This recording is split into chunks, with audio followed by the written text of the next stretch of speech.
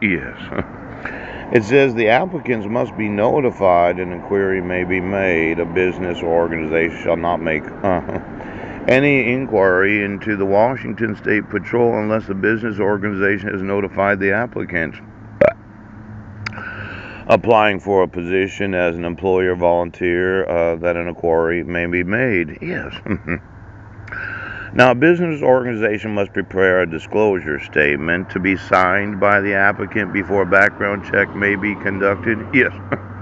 It requires a signature. You actually have to notify the person. Coach.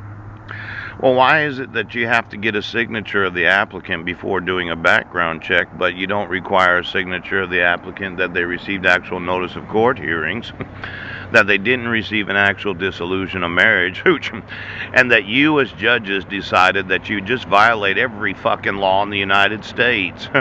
Now, a business organization shall require each applicant to disclose whether the applicant has been, yes, convicted of any crime against children or other persons. Ooh. You know, I've been arrested numerous times. And I've never been convicted of a crime. And yesterday I was talking about, am I still on the docket? Are you going to arrest me for violating personal recognizance? Convicted of any crimes relating to financial exploitation if the victim was a vulnerable adult. Now, I did wonder what happened to my grandmother, Eunice Condit. They sold her house and got rid of all her personal belongings, and I looked online for her name, and I didn't see a probated estate. You think that a woman in her 80s, yes, would be considered a vulnerable adult. Now, where's all her assets, and where's all my assets? Coach. Convicted of crimes relating to drugs as defined as RCW 43.43.830. Yes. You know, I haven't used any drugs and I haven't drank in 25 years. Found to in any dependency action RCW 1334.040 to have sexually assaulted or exploited a minor or have physically abused any minor. Popo. You know, I'd like to know what's in that dissolution of marriage. Did you find that in that dependency action known as the five minors named? Now, I didn't get notice of court hearings. You said that you sent it and then it was the post office's fault. Pooch! Exactly what does a dissolution of marriage say? Because every time I send you an email, you say I owe back child support to the tune of approximately $1,500 a month.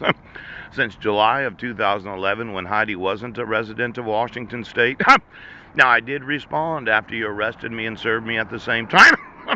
And then I responded when I got out of jail after Healthy Families of Clallam County decided to call the cops on me 20 days after I had contacted them, wanting to know if they got the documentation from Guam.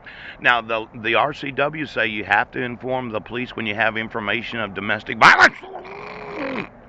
You know, I was thinking about that court hearing, Judge Porter, where you reissued a protection order by minute order while I was on trial. Now, when it said I broke the protection order, when the truth was I didn't and I was found not guilty, why is it that there's still a fucking protection order? Is the court commissioner, Kniebs,